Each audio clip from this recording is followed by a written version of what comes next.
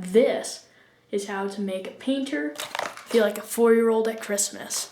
This is a new set of paints, and it is pretty close to what this guy, Andrew Tischler, he's an amazing painter on YouTube, a million times better than I am, uses what he calls a limited color palette, where he has a certain set of colors. And I'll put a link to his video where he describes his whole palette in the description below. It's an amazing video, far better than the videos I make, and you should check it out. But this is my, there's a horrible glare. This is a pretty close color set to that limited color palette that he uses. And in today's video, I'm going to be trying to paint with this limited color palette and seeing how different it is than normal paintings that I do. Let's get right into it. Okay, before we begin, let me just say, if you do ever have a glass painting palette like I do, which, by the way, best thing ever, for only like $5, I have this entire glass pane that I can just paint on. Anyways, if you ever have one of these, take better care of it than I did. This is all just paint that I didn't scrub off in time, that's solidified there. So my advice is keep it clean, but also don't use acrylics on it. They dry way too fast on the palette and will just ruin it. So treat better care of it than I am. I should probably get a new one soon. Anyways, the paint set. So the first thing that I'm gonna do is actually grab my paint knife. Where is it? Great. Here it is. This paint knife, aside from quite a few of the other things that you can do with it, is actually perfect for opening canvases, or in this case, oil paint things. Oh my god, that's tough plastic. Okay. Oh my gosh. I'm not joking when I say it feels like being a 4-year-old on Christmas. If any of you are young enough to have remembered that feeling, you'll know what I'm talking about. Okay.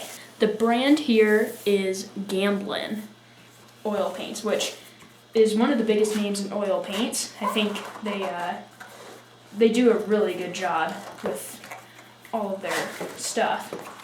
And what's super cool about this is that it actually comes packaged essentially in a canvas. It's ready to paint on the backside.